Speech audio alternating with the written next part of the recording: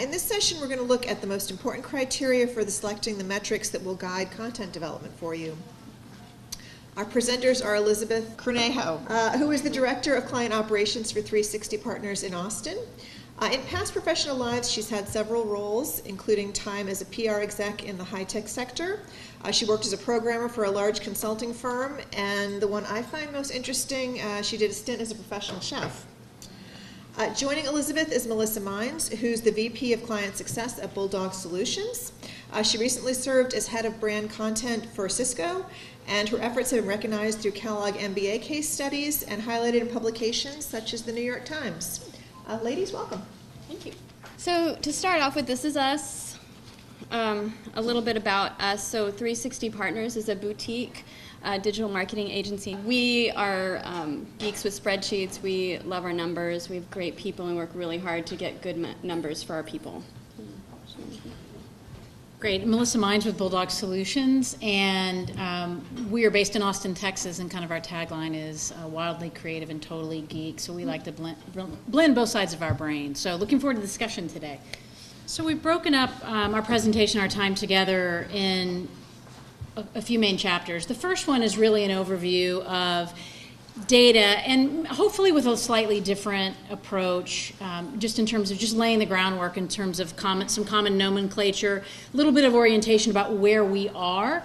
And then Elizabeth is going to take you through really that baseline or that framework upon which we can build our insights and really put data in motion in terms of actually having it work for us in terms of metrics. And then I'm going to pick up with chapter 3, which is really where we jump in the pool and we look at some use cases and look at how we can start swimming some laps together and taking a look not at anything that's definitive, but some of the slices and insights that we're seeing that hopefully you'll find some commonality in terms of what we're looking at, maybe some takeaways. And then finally, if we have time, we have some advanced maneuvers or some synchronized swimming, if you will, just a little bit of off script in terms of some things that we're seeing on the horizon, looking at maybe some trends that might be interesting to us. And we'll only do that if we have time. We want to make sure that we don't shortchange the Q&A or things that you want to learn or what we can learn from you. So that's a little bit of the orientation about our time together. If at any point you have a question, for sure let us know. We want this to be highly interactive. And with that, I'll turn it over to Elizabeth. Okay, great, thank you.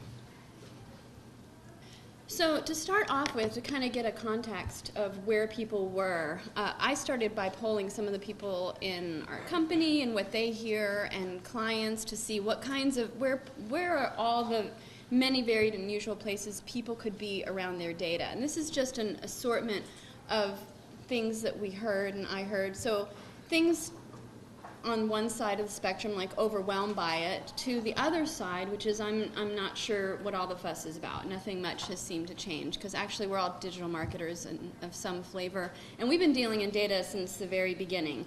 So any of these resonate with anybody in the room? Raise your hand if it's a yes. Continue to say nothing if it's a no. Okay, good. Yeah, so actually let's talk a little bit about that. So what are some of, if anyone's willing to share, what are some of your biggest data challenges, or where are you in your business with your data? And you can go, getting to your data is a challenge. Got it. And is it that other people have it or you don't know where it is? What's the problem? They're in siloed areas, different systems. Right, okay. Who else? I'd say like nurturing and captivating my list. Yeah. Destroying it. You know? Ah, got it. Like when is the right time? So making sure you're getting the right data at the right time from your list so you don't disappear your list. Right, yeah. Mm-hmm. Yeah. What else? I would say like bringing it all together, you know, like there's like different areas, you know, so you look at your ESP for your email, and your email, to analyze that email, and you look at Salesforce to analyze how that nurture campaign did, and you have Google Analytics over here, and you know, just kind of like It's everywhere. pulling it all together and making sense of it all kind of seems overwhelming, so you just sort of stick to analysis in each app. Right? And do you feel like you end up with actionable answers there? Sometimes. Yeah. I know that there's a lot that I'm missing as well. Got it. Got it. Okay. Thank you. Yes. So you capture all this data, but then it's what would you do with it at that point?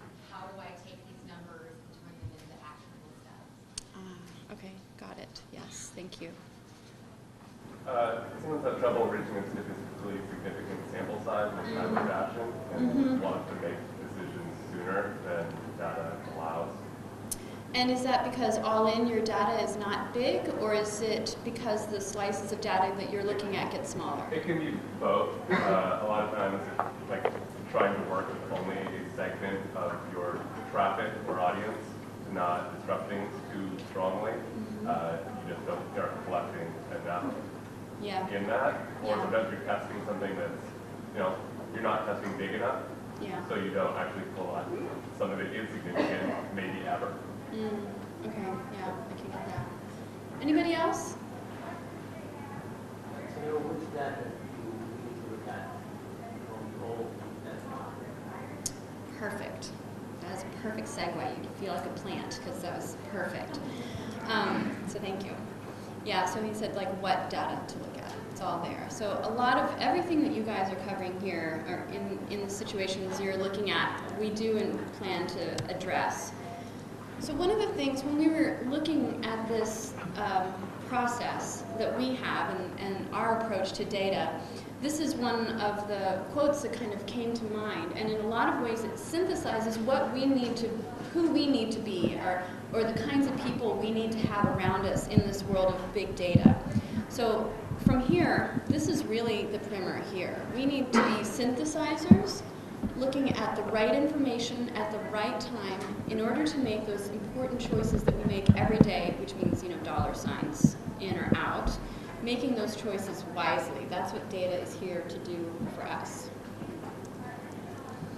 So let's just take a step back for a minute, because when we were looking at this world of data, in a lot of ways, it sort of surprised us all of a sudden. And I think it's something that we often overlook, that technology is very young.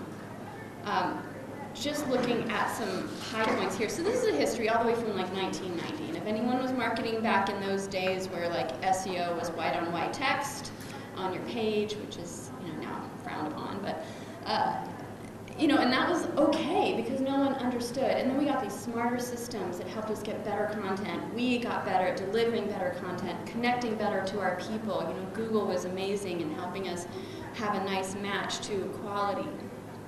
Some couple of things that you want to think about that happened. First e-commerce transaction, 1994. Tablets, 2002. So then our desktop data doubled, because now we could get data for tablets, we could get data for desktops, right? 2007, iPhone, same type of traffic in triplicate now, because we can get mobile, we can get tablet and desktop. All these different worlds. So every single metric we looked at in one place, we now have in triplicate with some extras, right? Because shortly thereafter, we started having voice to text, which is adding a whole nother way that people search. 2015, mobile wins. Is now people are leaning to their mobile phones more than their desktop. So lots and lots and lots of data. And now we're just in this really amazing scramble because programmatic, artificial intelligence, people are walking around with little wearable data trackers on them, and there's tons of data. Some of the biggest places where data is impacting things is in healthcare, because we now know so much more about people. And in advertising at Google, just like in the last couple months, I think in the last month it came out of beta, where you can now track from an impression on a computer to a person walking into a building and purchasing because of the technology on their phone. So the thing to get here is that it's really impressive how fast this data has grown. And if there's any places where you feel behind the 8 ball, just know that we're actually growing right along with this. And as Gartner put it, really the news these days is, the news about big data is it's not big data, it just is what is. And really it's ours to come and figure out how we're going to approach it. And yeah, there's a lot out there. In 60 seconds, here's a couple stats. 136,319 emails get sent. How's that for a challenge for your email marketing efforts, right? Pretty noisy.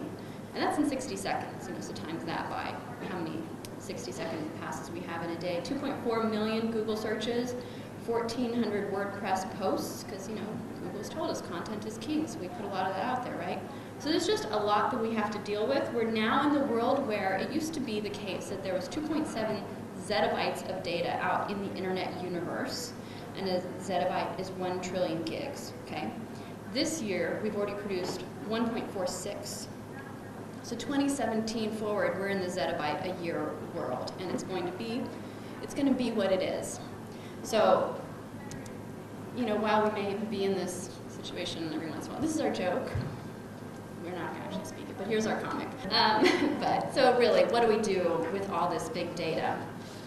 Well, we actually just have to figure out how to navigate in it. So looking at ways to help, looking at our process and the way we think about things. So the way the brain works, it really likes things to be categorized and organized, because then it can go to the places it needs for information. So if you look at all the different types of channels, these may even be the silos you were talking about in your marketing world. Pretty much anything you're going to do in your marketing portfolio, any contributions to your marketing portfolio, anything that might be a line item, probably falls into one of these 7 categories. So now while you see this huge world of big data, there's this handful of categorical places where they come from. And inside of those categories, there are all of these different types of amazing partners that you can work with. So when it comes to understanding the data in each of your channels, one of the things that really can work to your favor is having the right partner for you. So when you're organizing your marketing world into those 7 categories, and then you drill down, because inside of each of these, you know, we have just a couple of examples. Paid can be search, display, paid social. It can be Google, AdWords, Bing, LinkedIn, Facebook. Each of these have different vendors that are reflected here. So as you're looking at your categories and what's going to matter to your business strategy, to your goals, to the places where you need to be to have these conversations with your customers, you could probably pick a handful of these, and they would probably be really great partners to you. So in terms of understanding your data, knowing where it is, how it's impactful, if you have the right data, a lot of those problems land on their shoulders because they get to be the partner to you. They get to be the expert in the channel. You get to be the expert in your customers and what they need, and all this world of data and what we're going to talk about here in a few minutes. But the right partner is really key because it allows you to focus on your categories, categorize what you need, pick your people, and then strategize your marketing portfolio and your strategy accordingly. Does that make sense? Any questions so far?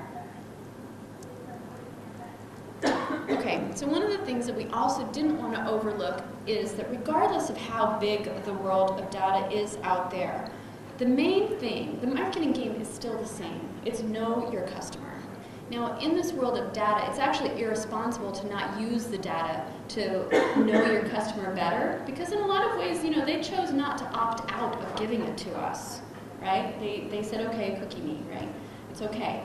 So given that we have all this data that we need to be respectful of and use in all the right ways, knowing your customer is key.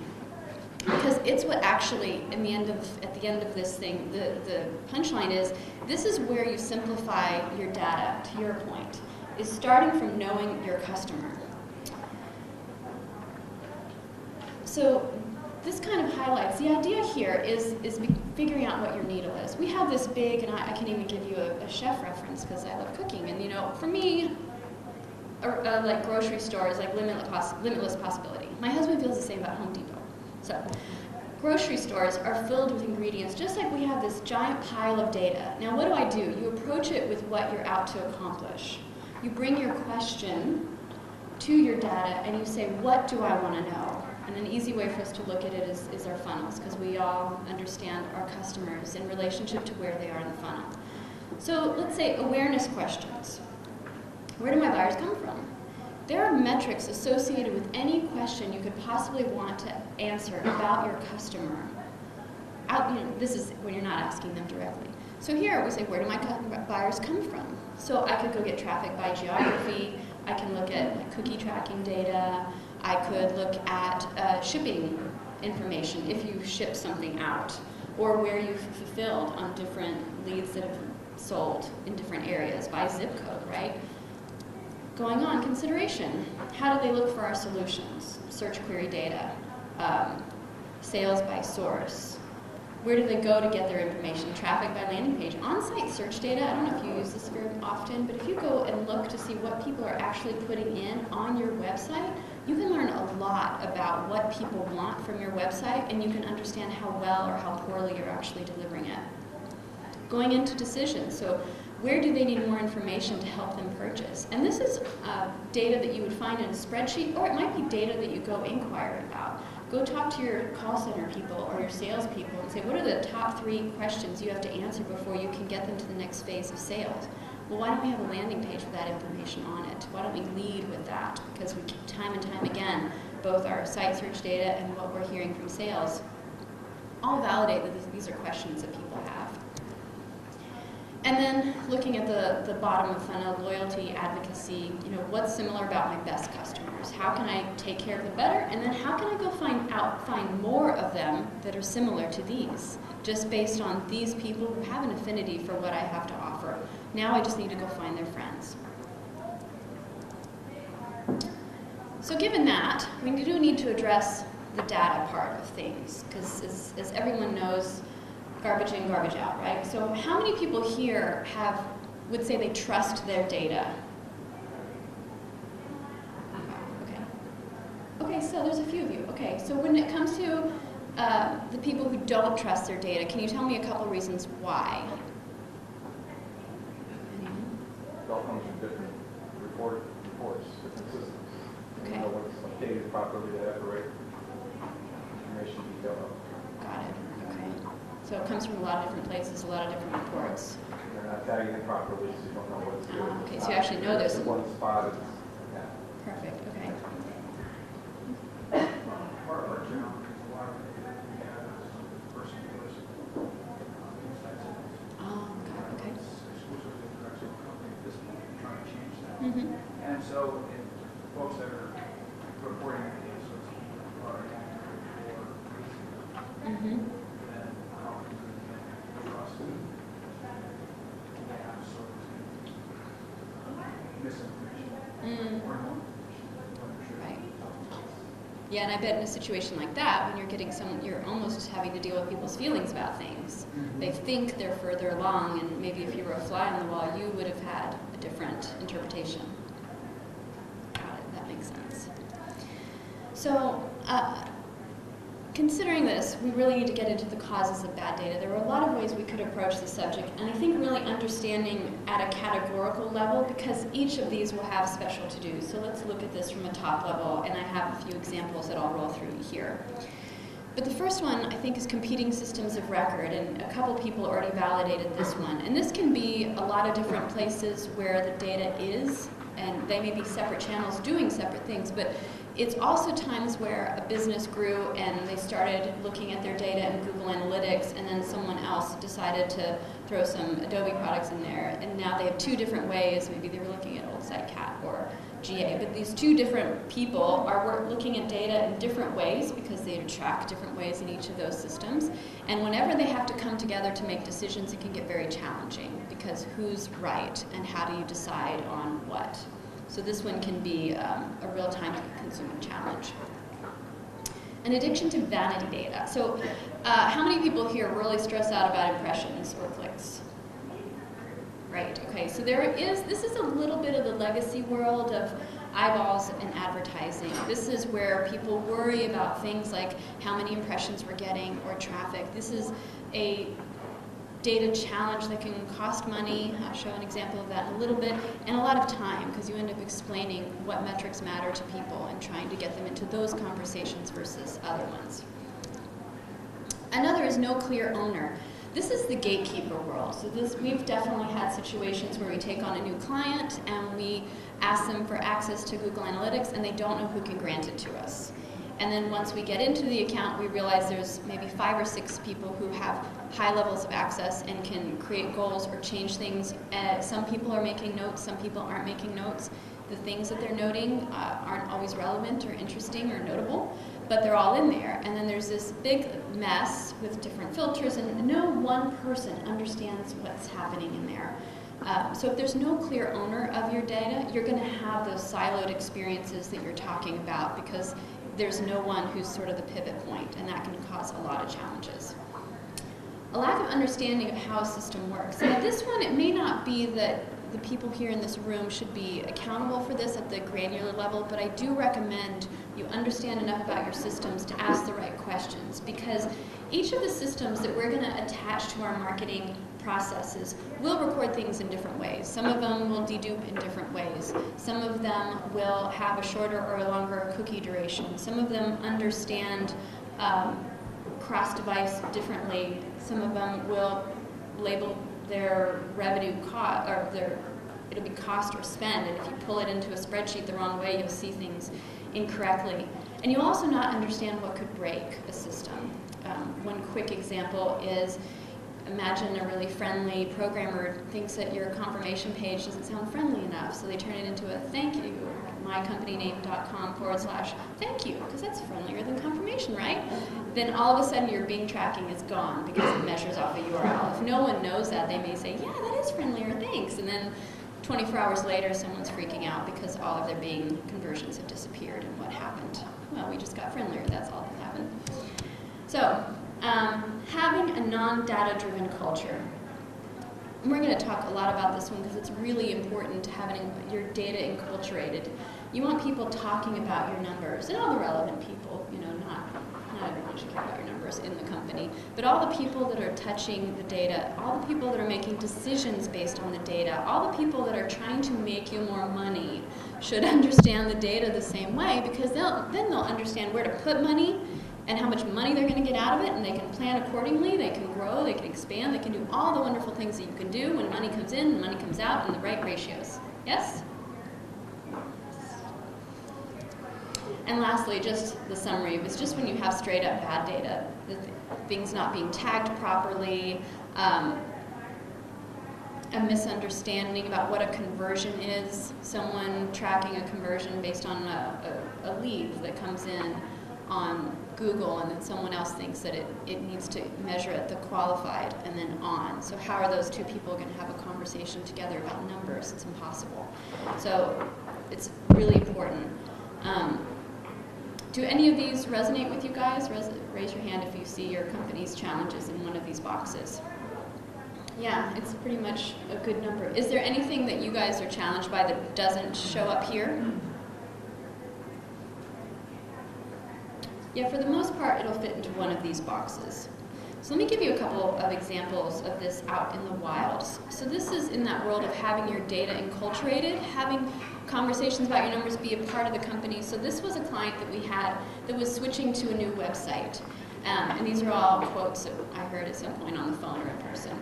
So the 83% bounce rate was not good news. It was on the new site, so we were at 75-25, moving over to the new website, and all of a sudden we see this bounce rate.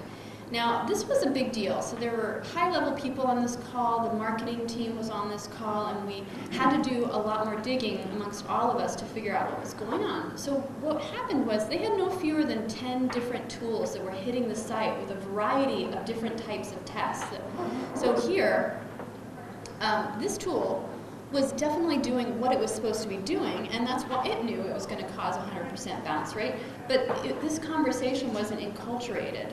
So, you know, one side wasn't talking to the other saying, hey, we're about to go from 75 to 100%, we need to make sure that everything looks good. Oh yeah, wait, I was about to run a test, should I wait? That wasn't the conversation. So the site move was delayed another 48 hours while we figured out what all this stuff was. So don't have that happen.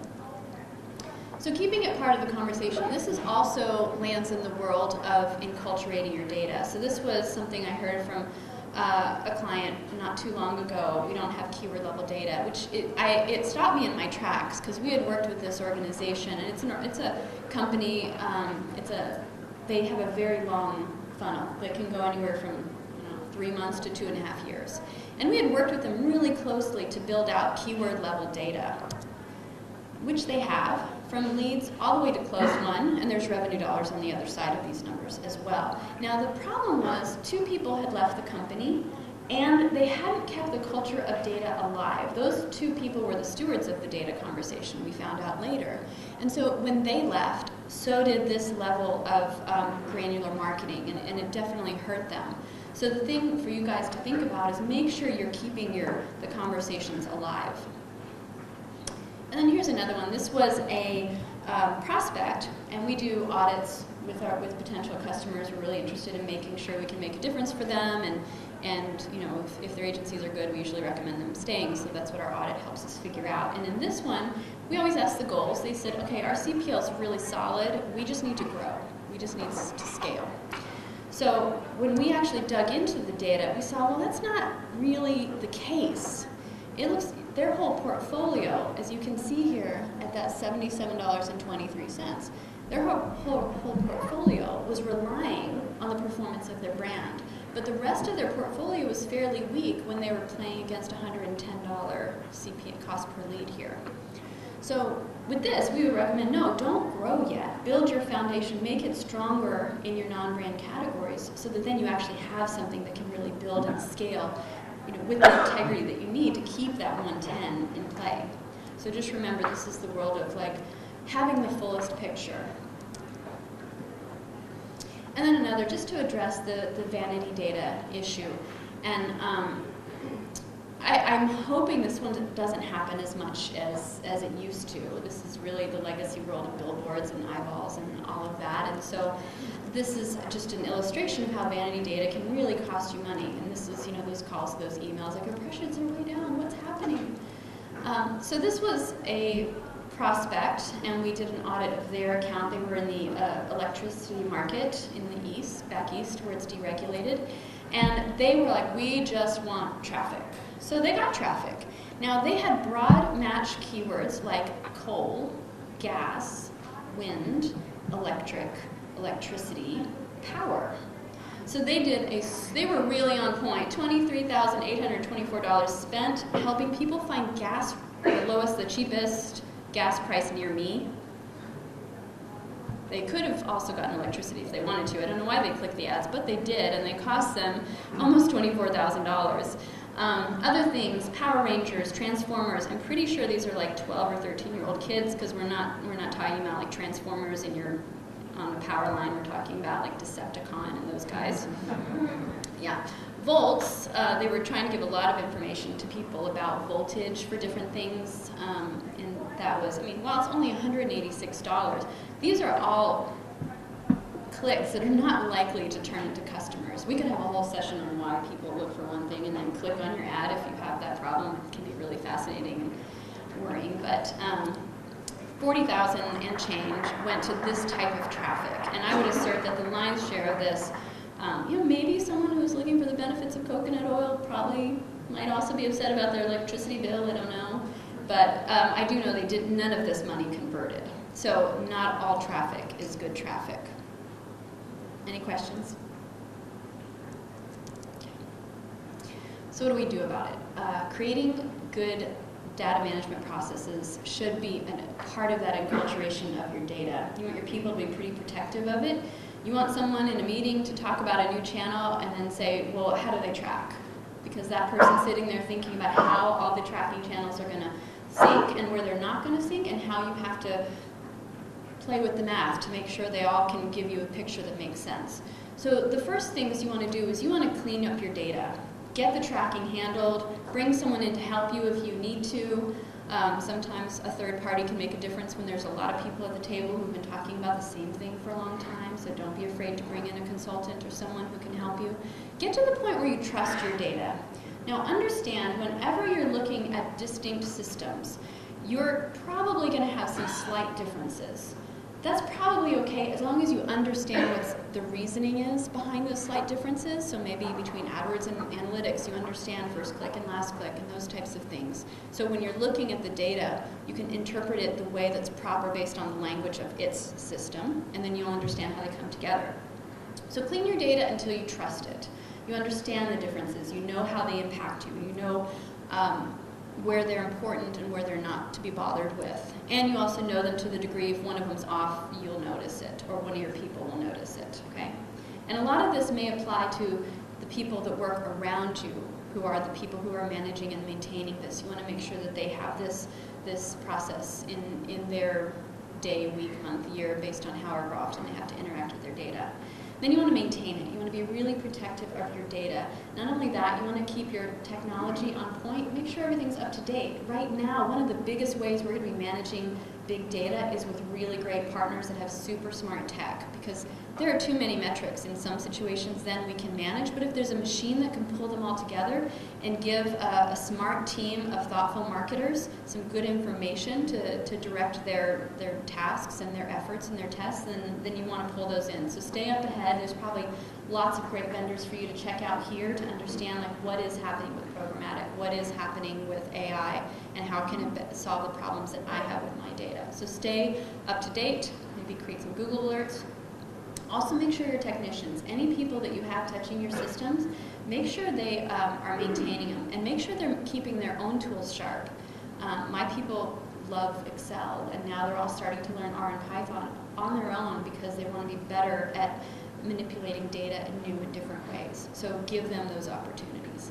And then enculturate it, as we've been saying, enculturate it. It's really important. So make sure that there is a conversation for data in your company. Having reports is great, just make sure they're reporting on the right things and they're reporting when you want them. So if you have a team meeting every Tuesday, make sure you have the previous 7 days' data when you walk into that meeting on Tuesday that you're looking at, and make sure everyone agrees that the metrics that matter are in that report. And there may be a variety. If you're talking to higher ups or you are a higher up, you might want to see data a certain way. If you're in the weeds, you want to see it at a more granular level because that's where you're taking action. Any questions on any of this? So the thing to get is, this is kind of a silly question because metrics and performance management are really integral to your organizations, yes? Yes. So what are you going to do about it? This is sort of 6 steps to enculturating your data, and we're kind of beating this one to death because it is really key. Because if we're going to be people who decide to use data to drive our decisions, you can kind of see why this would be really, really important for us, yes? Yeah, and it's going to be an ongoing thing. So enculturation, this is what we already talked about, reporting, taking care of it, making sure that if something changes that impacts your data, it's noted. If you track things in a wiki, if you track things in Google Analytics, make sure one person is the one who's being that, or a couple, that know what the types of things that get noted.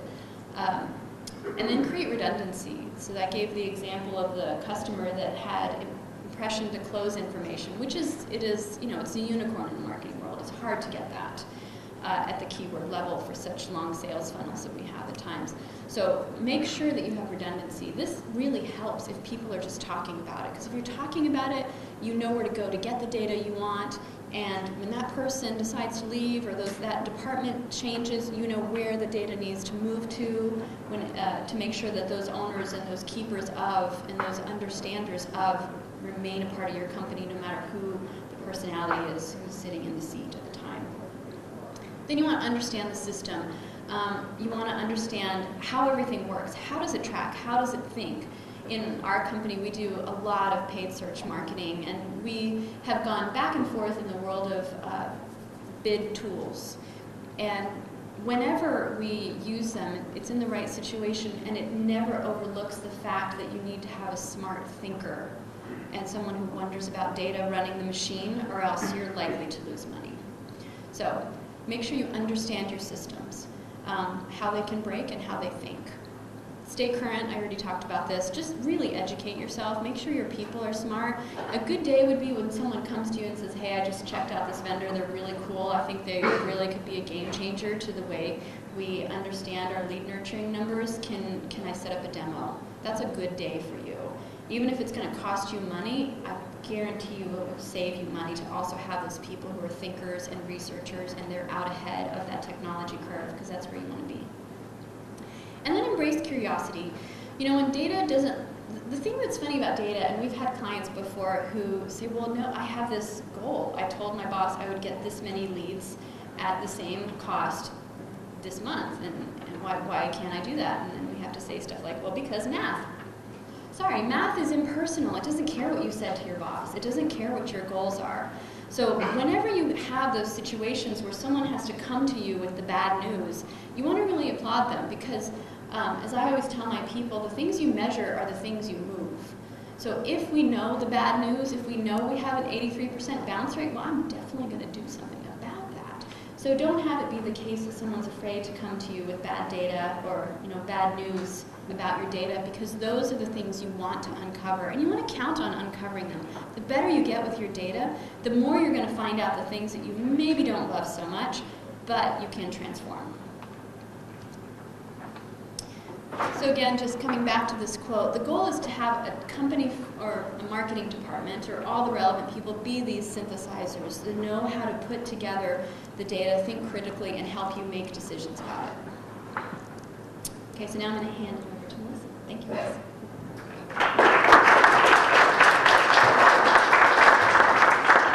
Thank you, and thanks for everyone for all the input so far. So what we're going to take a look at now is really a three-step framework in terms of how to apply and how to put some of this in motion. And we're going to look at it through a lens of a case study here in just a little bit. So when we think about how to approach putting data in motion and having it work for us, we need to think a bit like investigators. We need to be curious. And as Elizabeth really explained so well, a lot of it is building a culture, it's communicating. The basics still apply even though we're dealing with math. It's great to have a pocket of data sitting over in one part of the company, but if we're not asking, if we're not reaching across, if we're not fostering an ability to look and to listen, it's good money after bad, or it's good money that often will go wasted. The second part is to really then analyze and learn. So again, as Elizabeth mentioned, we need to celebrate when things aren't looking right. We need to applaud the person that's brave enough to walk in the room and say, this campaign that we just launched, this program, it isn't looking so hot. Some of the early indicators are showing us that some of the metrics are a little off. That's where we can dig in. That's where we can ask the questions. That should be celebrated. This is an iterative process that only will get better the more we ask the questions and we throw hypotheses at what we're trying to accomplish. And so then the next is to act and iterate. It's really, if some of you have started to incorporate Agile into the way that your teams are working, I'm such a big believer in it because it really becomes this constant process of quick looks. It really helps foster communication, and you begin to change the mindset in terms of we're not reaching a goal because of a quarterly ask or what have you. This is a continuous cycle where we'll always be moving. Because the minute we start to understand the behaviors of our customers, you know what? Their behaviors change. You know what? We have a whole new pocket of customers that we're going after, and or we have a whole new psyche or a change of the way that things are behaving. And so there is no end game and destination. It's something that we're really just improving. And as we go over time and as we get smarter, our dollars work harder for us. We're spending less on search terms that don't mean as much. We're actually becoming less impressed with the volume of impressions that we have or the volume of clicks that we have, and we're really looking more towards the quality that we have. So we're going to go through a series of slides here from one particular customer. And we liked the concept of actually, let's focus on email a little bit. The great news is that there's so much that's out there in terms of predictive analytics, predictive data. There's so many wonderful ways that we can reach people from digital and online. But you know what? If we can break things down in terms of getting a bit smarter for something as old school as email, maybe there's some nuggets in here and some commonalities. And that's kind of the point, is that there's some commonalities in the basics that apply that we think and we know actually can be translated into others. And we'd love to learn how you're applying them. So it's kind of it's a basic game, right? We're trying to get attention and drive engagement. Historically, email has been something that's just kind of been that annoyance in your inbox. Hey, hi, pay attention to me. But there's science now that we can apply where we really look at engagement. It's now part of the marketing mix. It's now part of the whole integrated effort. So as you're doing something at an awareness level, where you're hitting people from a social perspective, now you can actually, this is all part of the blend of how you communicate to people in different ways. It's that digital birdseed that we can kind of drop across. So we want to look at measured engagement, really we can now apply the insights, the scoring, the qualification, and start to look at behavior. So we can start to actually see it, some of the bit of the psychological understandings and some of the behaviors of people as they interact with something as old school as email. So again, an overview, and I'll spare you reading you every word on the bullet, but you can kind of see what we were trying to do. We were looking at purchase contacts. We were trying to see, the emails directly driving to assets. We wanted to decrease abandonment, some of the basics that many of you are working with today. Also, there was no CRM integration. As much as what we've talked about at the beginning part of this is an ideal state or some frameworks that are ideal, the reality is we're working in reality. And we don't have all of our systems that are connecting. We don't have everyone who's talking. We have data that's actually dirty and it's not quite working in the way that we want. And so what we really wanted to do was to look at how we could improve ROI and look at how we can increase by the science that we could apply to some of the different motions that we wanted to run. And so how do we do? I'm going to give you the punchline first. The numbers were pretty good. We increased unique open rates, our DOS deliverables were good, and we had an increase in scheduled meetings.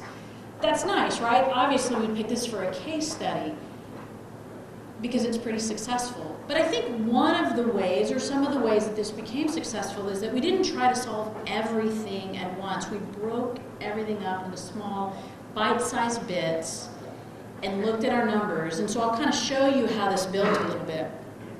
So again, this is a timeline. You may not have this long of a timeline. It's okay. If you have 3 months, if you have 1 month, the point of the slide is to plan, is to look at what are your main goals, what are you trying to accomplish, and then break up the different things that you can test back to what we looked at earlier, which is this daunting amount of data and metrics can actually be categorized. So you can take a look at overall what are you trying to accomplish, look at the different campaigns or programs that you're running, and begin to test different variables. And we'll go through some of these. I'm not going to go through each of the different things that we tested. I've just picked about 4 or 5 that we can take a look at. Happy to go through the larger detail at any time if you're interested. So let's first look at audience, right? We talked about starting with the audience and starting with the end in mind. The goal was to cultivate an engaged audience who'd consume more content. And so what we first wanted to look at was the product segmentation to see if we could start to look at and get a little bit smarter at the audiences based on the product that we were targeting. And then look at actives versus inactives, and then basically do a purge of our inactives. Sounds pretty basic, right? So again, the first thing that we did in terms of isolating was if we could actually divide up and begin to look at our customer set, the customer set that we were looking at based on actives and then inactives and those who were new, could we glean some insights in terms of driving better behavior? If you're to look at the top bar or the bottom bar, it's kind of hard to tell. If you look at the bottom, performance doesn't look that great. But if you can divide and segment up your audience in terms of actives and inactives, you can start to see which of your groups are performing higher, where do you need to clean up your data and just purge from the system. And so that's a good first step, kind of basic. But then the next thing that we did is we actually thought to ourselves, hey, these inactives, the people who aren't interacting with us, I wonder if we can get them back. Because the first jump to conclusion was, well, let's just purge the inactives, let's get them out of our system, then we have clean data. But what if those inactives just needed to be touched again? What if they potentially could yield some benefit for you? So what we did is we actually sent out an unsubscribe email and just one last touch. Are you interested? And you know what? We actually got a decent response rate in terms of those who were inactive coming back and subscribing. So, it's never too late to just see. Now what we did is if they didn't reply, then we actually purged them from the list and we got them out, and that helped us with the clean data. But what we found that those that came back actually were interested in being contacted again. It's kind of like they came back into the family. The results were surprising from that perspective. So that's a little bit about audience. Kind of flying through this, but I want to get into a few other examples. So subject line testing. So hang with me. This is actually pretty down in the weeds, but it's pretty interesting, I think, when you take a look at it. We wanted to see if we could create the perfect subject line. Now, what I'm going to show you may not apply to your industry, but you can do a similar type of test in your industry, because high tech and technology may not fit if you're in a consumer business or if you're going after some other form of B2B. But we went through a series of subject line testing where we did some A/B. We started with the traditional, and then we introduced a little bit of personalization. Good news. Actually, we saw engagement increase. We saw our open rates increase. So then we went through a process where we tested over 180 subject lines just to look and see what we could learn. So the question was, do we have enough subject line testing to write the perfect subject line?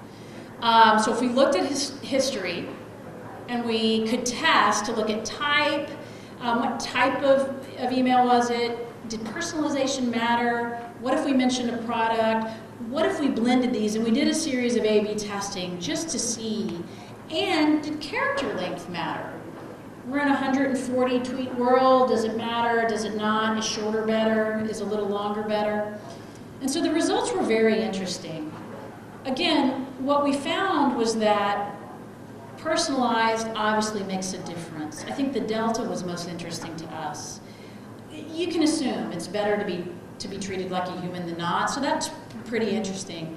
City doesn't matter. A lot of things that we hold kind of near and dear to our hearts don't matter as much. But it also, when you start to look at the number of characters, there's a science now behind the content and the phrasing. There's some amazing tools that we can take a look at that help us analyze whether or not the tone and tonality is interesting. But what we found is that actually shorter is not necessarily better. For this particular audience, between 70 and 79, not 80, characters made a difference. So when you add these in, you personalize, you acknowledge the company that they're with, you acknowledge the brand that they're with, and then you keep a nice tight subject. Again, I think the results speak for themselves. So again, there's some examples of how that can be applied in terms of the email. So we put this into the wild and let it run.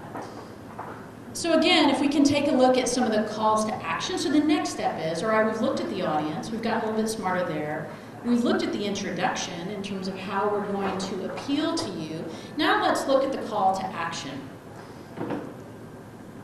So again, if we take a look at, if we can track the clicks and the call to actions to determine how many contacts are engaging, you can actually see that if you apply and take a look at the types of conversions by week, we noticed that certain domains were engaging with every piece of content. So that helps you get a little bit smarter.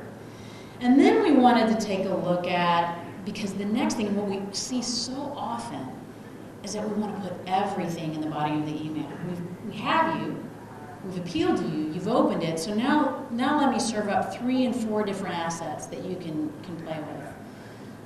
Well, what we found was that isn't necessarily the sweet spot. And I know this is a constant tension. Having spent a lot of years in B2B space, working with product teams and with them wanting to put their latest and greatest product in and us trying to put more, I understand and I appreciate the challenge here. But really simple is better. And so if you have this flow of attaching and being smart with going after the right person, making sure, and if you can see over here to your right, if the introduction actually matches to the asset they're going to see, really you only need one. You don't need a whole laundry list of your latest and greatest in there. The efficacy just wasn't showing in the numbers. And again, we may have satisfied 3 or 4 different executives over on the left, but on the right is really the way that people want to apply. So in terms of what Elizabeth mentioned earlier, yes, we all see what would a marketing presentation be without know your customer. But the reality is you can now apply science to really understanding how they want to behave and how they're interacting and what they want to see. So I'll kind of skip through for the sake of time, but again, personalization, what we found was not, it didn't matter if you continued to personalize all the way down through the email. It was really hitting them up front. And then you don't necessarily have to personalize all the way through. It starts to look a little bit like a form, you know, like it's kind of like you put them through a personalization generator a little too much. It loses a bit of the authenticity, if you will. So finally, I'm going to go through just, again, if you think about kind of what we've looked at, and one of the main points is, in this world of what can be seeming as very, very big, really break up and ask to the questions, to that point of what we looked at a couple of minutes ago, of line up your timeline, really work with your team to identify what questions are our customers asking, what questions can we ask, and let's put hypotheses around it. It's, instead of swinging for the home runs, it's kind of, for those of you into baseball, it's a bit of a small ball, let's go for the base hits, because that gives us better insight in terms of what's really happening. So from a time perspective, again, you can take a look at time when emails are sent. You know, often, if we just assume that if everything goes out on a Tuesday at 9 a.m., it's effective, right? That's what we do. Don't ever send anything out on a Monday. Let's take, you know, heaven forbid you send out anything on a Friday afternoon. That's the dead zone. Don't do it. You know, we didn't find much benefit of sending something out at 9 a.m. Eastern time. Everybody's getting into the office. There wasn't much delta between the different time zones either. And then also, when it comes to days of the week, at least for this audience, now again, this is a tech audience that we're going after here. Look at that, Saturday. You may find something different with your base, but let's think about ourselves. Let's look at the data, see what it tells us, and then think about ourselves as humans. When we're in the middle of meetings and something hits us at 4 p.m., now we might click on it, but are we engaging with it? The answer is probably no. When do we do most of our catch-up reading? When are we really looking at the backlog of things and say, hey, you know, I actually wanted to take a look at that piece that ended up in my email box or something that someone sent me? Nowadays, it's Friday afternoons, it's Saturdays, and it's Sundays. And so while we don't want to over-rotate and become annoying in terms of hitting people on the weekends, we also need to realize that people have asynchronous behavior. We save things, we send things, and so clicks and engagement are going to look a little different. And so again, data don't lie. Let's look and see what we have, and look and see what your audiences are telling you in terms of the times of the day, and think about that. You can really outsmart your competition by looking at behaviors. And then again, this is, I kind of led the point a little earlier, is that what we found is that people would open at 4 p.m., but they would actually click on the engagement kind of in the mornings before their days were starting. So a little bit of takeaways from the case studies that we've just gone through is that don't make early assumptions. Be as objective as you can with your team in terms of what are your goals and how do we want to break this out into small bits. Look at your desired outcomes and develop hypotheses. It's a science game. Plan the work and work the plan. We're all under the gun for speed. I get it. We may not have 7 months to do something, but you will never regret taking a little bit more time up front to plan. It's an old adage, but you know, it's a battle that we fight constantly. And it's something that I know as we work with clients, to ask them just to spend a little bit more time to think. And then, you know, just having been on the client side for most of my career, to ask our team to just think and plan. And improvements aren't guaranteed. Sometimes the numbers come back and you know what? They just didn't work, and that's okay. That's all learning. But the goal is to keep communicating. I cannot underscore or overemphasize the importance of just making sure that left hand is communicating with right hand, and that that you as managers and as leaders are making sure that you're talking to your executives and keeping them informed. Bring everyone along to the importance of the numbers that you're seeing, and don't be afraid to show when things are red and not green. So in terms of key takeaways, I think Elizabeth is, okay. So I think a lot of the chapters that we've just seen, there's three main takeaways from what we've really learned. And one is align. So it is possible to organize. There's way too much coming at us, but if you line up the framework, something similar to this or what we just showed, I think it's a good way to align your people, for you to look at where you have gaps, for look at where you need to bring in technology partners to help fill that gap. Obviously start with your customers' priorities, and then you can categorize. Then you can really take a look at where your business is. And the second is commit. So this really speaks to a lot of the really great points that Elizabeth made around data. Results are only as good as your underlying data. If you don't start there, anything that I just showed in terms of a case study is going to be off. It's sort of that 1 degree change. Ultimately, as you go miles ahead, you end up miles apart. So there are 4 basic questions that you can ask. And at the bottom of it really is, how are you building that culture that admits where you have data strength and admits where you have data weaknesses, but always with the customer in mind. And then trust the process. Trust the process of acting, of learning, of analyzing, of really rolling up your sleeves. And if you don't understand how to interpret the data, it's okay, raise your hand and ask for help, and then iterate and constantly iterate. So what we know for sure is that you're not going to drown if you jump in. But if you only read a textbook on swimming and you never jump into the pool, you'll never really, you'll know the strokes and you know beautifully, but you really won't ever know how to swim.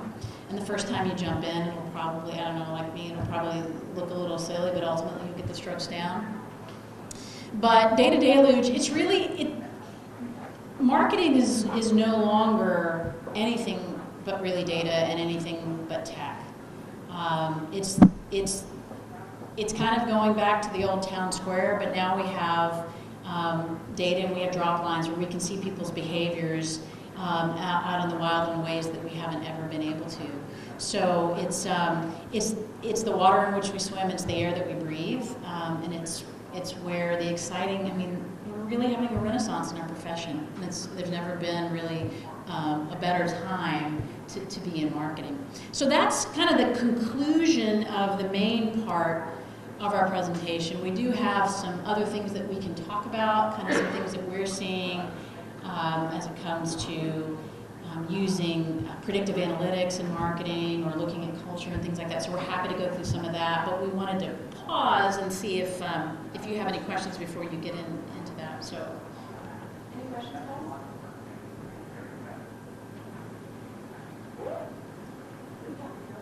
So when you were testing with different headlines, how big was your sample size? Were you confident in the outcomes being like statistically significant?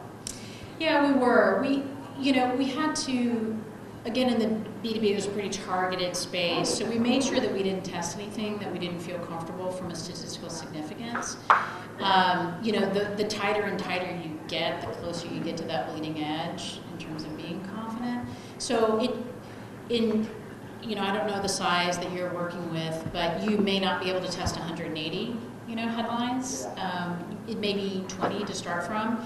And then what you can do is then start to see the results, right? Because the good news about something that's electronic and digital is you can go on and kind of get it out and see if it's performing or not, and see if you can kind of look at the returns. It's like watching an election poll and just to see. So it becomes a bit of art and science, but we stopped at a point where we felt that we didn't have confidence. So 180 for this sample size was about the right number to test. And remember, all these examples that Melissa shared are really about approach, right?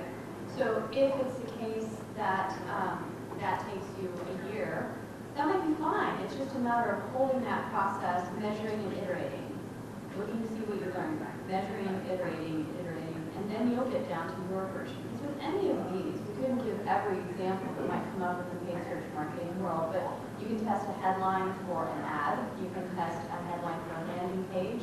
It's good that you have words in your vocabulary like statistically significant, because then that can be part of what you bring into your culture. So the idea here is just ongoing learning based on the learnings. And everything that she showed here, like that's a really beautiful example of what's possible when you really just iterate and don't stop. Any other questions out there? Okay, so I'll talk through some of this in a little bit. Sure.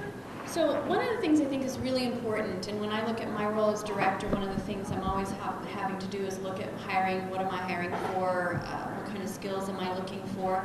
And it's really interesting to understand what's happening in the job market around data analysts, data scientists, and what that means for potentially the types of people we have on our team. So how many people have a team that they work with in marketing? Okay, how many people are like the guy who wears all the hats? Okay, got it. So that's something to understand as you look forward. So the people who are the guys who wear all the hats that you may want to hire in the future, one of the people I would hire is go hire an econ major or a stats major or a math major plus Excel skills. So these are some of the job requirements, starting salaries. Like that can be prohibitive. Like that salary for a marketing team may be a challenge. But what we've found is it's way easier to teach marketing to math majors or marketing to econ majors or marketing to stats and finance majors. So start looking in those worlds, and you can have your job descriptions pull for those types of thinkers, but what you're looking for are people who wonder about data, they're not intimidated by it, they're really excited when you're interviewing them and you give them a math problem, they really like it. And those are the kinds of people you want to have on your team. So if it's the case that you are a team of 1 or even a team of 10, you want to have some smarty pants math people on your team because they love what they can learn from this stuff. And if you combine it with their understanding of marketing or have them be the voice of math on the team, it can actually really be a multiplier to what you're up to. So these are just some tips that I've found. Give them some analytical puzzles. If you're interviewing them, make sure you understand them and that you can see all, because partially what you're looking for is understanding the way they think. Ask them questions like, tell me about a time you had to deal with a big set of data and you had to synthesize it down to a recommendation or an observation. And then mostly pay attention to the way they've thought the problem through, okay? So there's some other things you might want to look at here. You want people who are really comfortable with Excel if they are starting to, on their own, which a lot of people do because maybe they don't have classes for it yet in their universities, start learning Python and R. And then you want to make sure you keep those people because you're going to invest a lot as a business into them to learn marketing, to understand how they can really take their talents and have them deliver for your clients. So make sure you do what it takes to retain them. These people like good problems to chew on. Make sure you give those to them. And then also, this end section is just little things you should be doing. So it's kind of like a potpourri or a mishmash of different ideas. So one of the things that I know is whenever I've talked to clients or potential clients that don't have a clean data world or don't have a no data world, the first things I tell them to do is put your Google Analytics code on your page. Set up all the relevant goals. It doesn't take very long. You can put one person to that task, and most of you are probably beyond this, but just in case. Everything that you're spending money on should also give you a way to track it. So if it's AdWords or Bing or Yahoo or LinkedIn or Facebook, you have some way to track it and make sure you have those codes on your page and you're doing it properly. And then set up performance goals. So for each of those channels where you're spending money, it may start out as just a thought like, okay, I want to in general get this type of return, or in general I want to get this kind of cost per acquisition, and then see how you fare against that. The other thing I wanted to point out is, so really technology is going to be one of our biggest partners in this world of data. So you want to make sure you're using the technologies you have on hand. You may not think, oh, I can't go get like an AI vendor, someone who can really bring some programmatic thinking to my game. But if you're just marketing in AdWords alone, there are tools that are already in in the tool that do this already for you. These are tools that use Google's smart analytic processing power to cross so many metrics simultaneously. When someone puts in a search and hits go, this tool will automatically say, should your ad be there? Should it not be there? Should you automatically bid more because the likelihood that they're going to turn into a lead is higher.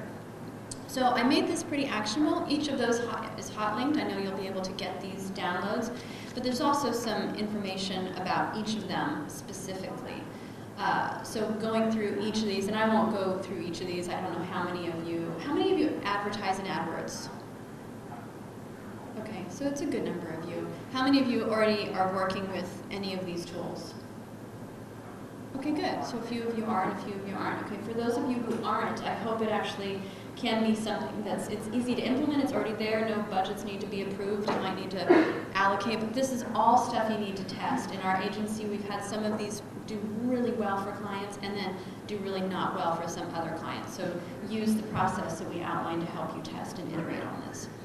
So here again, I shared basically one-sheeters here for each of these products. So take a look at them, and there's also links to I've put pretty much the most useful resource that I came across, either a video or AdWords help that took you all the way through to implementation. But these are all tools that help you find audiences in some cases, or help you show better if the likelihood, based on its algorithmic process, in that millisecond after someone hits go on a search, says that it's much more likely that they're going to click on your ad than another, so it's worth a 30% bump in your bid. That's what these tools do. There's also great tools that allow you to upload your email lists so that you allow their algorithm to learn from your people. Either you can market them, so maybe it can be a world of nurturing a lead, or maybe it's having them come back with different types of remarketing efforts that maybe you have other product or services you'd like to show to them. Or you want to go out there and find people just like them. Google will use those email addresses they'll watch them for a little while, see how they behave out there in the internets, and then it'll go find people that seem to behave similarly. These are all guesses based on a machine, not a person, so act accordingly. But don't avoid the fact that sometimes there are going to be lots of machines who will think faster than we can, so you definitely want to know from your friends. Do you want to talk through? Are you guys set to go? Do you want more information? Because we have a little bit more that Melissa included in here that are just value adds for you guys that we can look at. I'll just tell you a little bit about what we have here, and I'd love to learn from you what you're seeing, because this is just but one example. But for those familiar with like IBM Watson and that, there's some really exciting things. I've transitioned from kind of more the content world over into more the data-driven world, and so I see the tension often between this creative, it's pretty, and it sounds really pithy, with, well, yeah, that's nice, but how is it performing? And, the amazing thing that we can do, and I'll click through this, is that you can actually break out, like, just from a sheer content marketing, there's another side of your marketing house that's thinking about this, into things that you can measure. And so often, you can measure experiences connect. We just talked about that for the last bit. You can look at your buyers, you can see where they are, but kind of this missing sort of fuzzy thing out there is this whole concept of narratives and storytelling.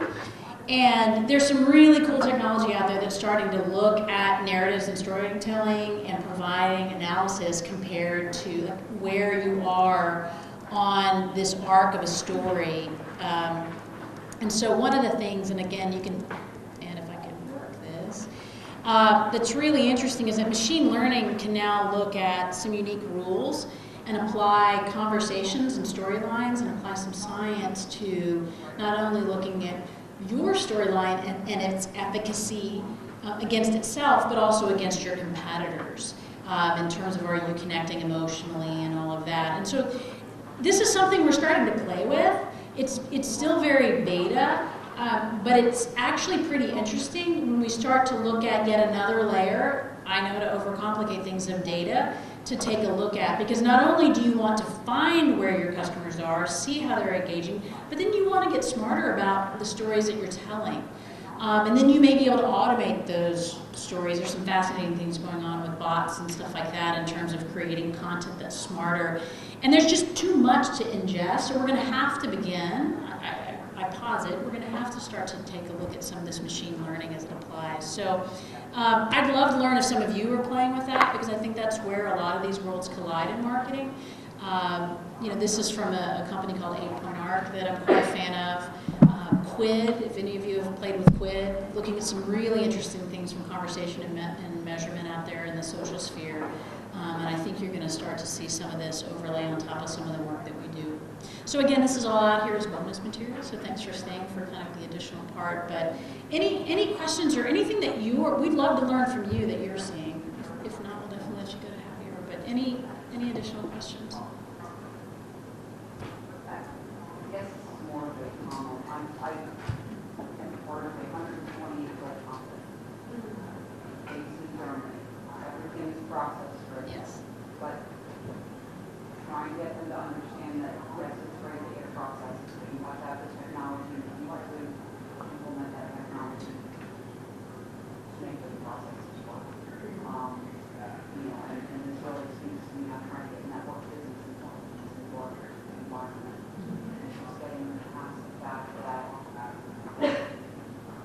Getting them past the fact that we've done business like this for 120 years, that's not how it's all. I've lived that world, and I think that there's a couple ways to approach it. But one of the things, and I'm sure you're doing this, that might be a suggestion is, as Elizabeth mentioned, some of these tools, they'll actually come and do a demo. Sometimes they'll do some analysis. You know, often you'll find that people are willing to partner to kind of just take a look. And again, back to the point of starting small, finding some of those small wins. I have found to be more, I've tried both, where I kind of swung for trying to make this big change and doing big executive presentations. And then the other side is where we almost treated ourselves like a little incubator and like a little rebel group, but then went and kind of proved out something kind of on the sly and then went and showed the results.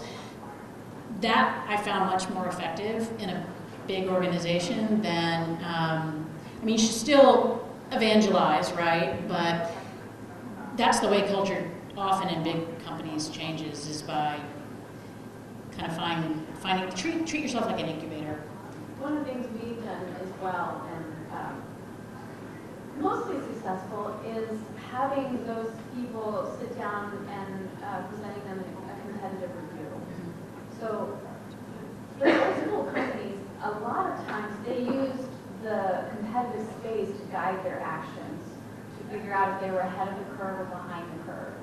So I hate saying words like shaming them a little, but it is an oh moment that has them go, okay. And if you have a really good Google partner, if you're in the paid search world, sometimes they can do some really amazing competitive analysis that helps you just show how much the competitors are spending. They'll have to anonymize them a little bit, but you can usually give them a select set. They'll throw in a couple extras to anonymize it, because they're not supposed to tell us they know every single thing there is to know. Blatantly, but they will, those competitive reviews can be really helpful. There are tools out there that will help you understand, in general, they won't be specific, but they'll be kind of directional, like here's how many keywords our advertisers are advertising on and about how much they're spending on it. And then you can see this really big bubble, and then you see your tiny bubble, and they're going to be really interested in becoming one of the bigger bubbles if their competitors are. So sometimes that can be, at least, can be a dialogue starter. Any other questions or thoughts, you guys? Okay. Great. I think we're good. Thank you for sticking it out as long as you did. We appreciate your time.